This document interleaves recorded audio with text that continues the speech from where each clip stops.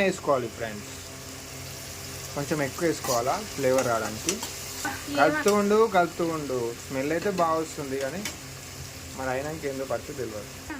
వంకాయ ముక్కలు వేసుకోవాలా, చికెన్ ముక్కలు కొంచెం సేపు ఫీల్ అవ్వాలి, చికెన్ ముక్కలు అనుకోవాలి.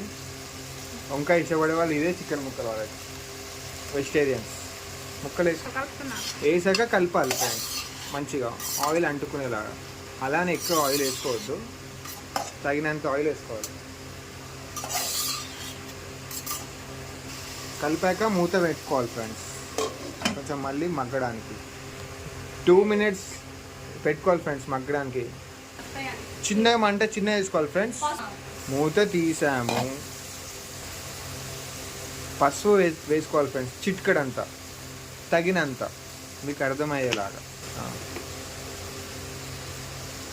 అండ్ అల్లం వెల్లుల్లి పేస్ట్ కూడా వేసుకోవాలి ఫ్రెండ్స్.